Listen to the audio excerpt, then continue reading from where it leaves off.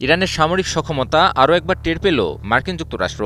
মধ্যপ্রাচ্যের দেশ জর্ডানে অবস্থিত মার্কিন ঘাঁটিতে ইরানের ভয়াবহ ক্ষেপণাস্ত্র হামলায় প্রাণ হারিয়েছে 2 মার্কিন সেনা, নিখোঁজ রয়েছে আরও একজন। ইরানের টানা মার্কিন হামলার জবাব হিসেবেই এই প্রাণঘাতী হামলা চালানো হয়েছে বলে জানিয়েছে তেহরান।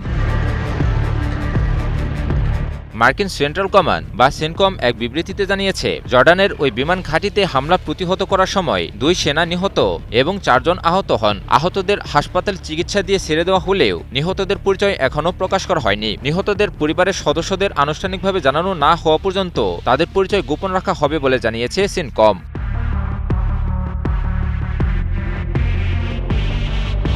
মার্কিন কর্মকর্তাদের তথ্যমতে 28 ফেব্রুয়ারি সংঘাত শুরুর পর থেকে ইরানের পাল্টা হামলায় অন্তত 16 জন মার্কিন সেনা নিহত হয়েছেন। একই সঙ্গে বিভিন্ন হামলা ও দুর্ঘটনায় 4 শতাধিক মার্কিন সেনা আহত হওয়ার তথ্যও জানিয়েছে ওয়াশিংটন। কাতার ভিত্তিক সংবাদ মাধ্যম আল জাজিরা এক প্রতিবেদনে তুলে ধরে এই খবর।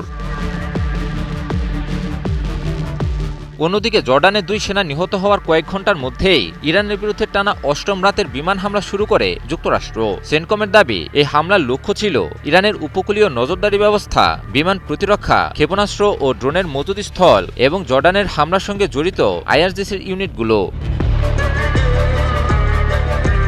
এদিকে শক্তিশালী পাল্টা হামলা চালায় ইরানও। তেহরান দাবি করেছে, কুয়েতের ক্যাম্প আল উদাইরি ও আলী আল সালেম বিমান ঘাঁটিতে মার্কিন সামরিক স্থাপনা লক্ষ্য করে বড় ধরনের ড্রোন হামলা চালানো হয়েছে। তাদের ভাষ্য অনুযায়ী গোলাবারুদের ডিপো, প্যাট্রিয়ট আকাশ প্রতিরক্ষা ব্যবস্থা এবং রাডার স্থাপনাগুলো লক্ষ্যবস্তু করা হয়েছে। তবে সবচেয়ে বিধ্বংসী হামলাটি চালানো হয় জর্ডানে।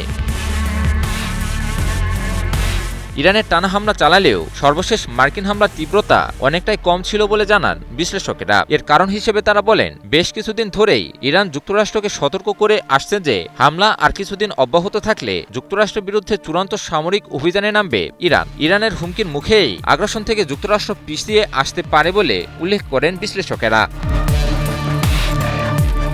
নিজের ও পরিবারের নিরাপত্তায় সব সময়ই থাকুন আপোষহীন। নিরাপত্তায় আপোষ নয়, ঘরে রাখুন আরএফএল ল্যাডার। সব মিলিয়ে টানা 1 সপ্তাহেরও বেশি সময় ধরে চলা পাল্টাপাল্টি সংঘাত নিয়ে বিশ্লেষকরা শঙ্কা প্রকাশ করলেও সবশেষ যুক্তরাষ্ট্রের মৃদু হামলা নিয়ে কিছুটা আশাবাদ প্রকাশ করেছেন। তবে পরিস্থিতি যে কোনো মুহূর্তেই পুনরায় উত্তেজিত হতে পারে বলেও সতর্ক করে দেন তারা।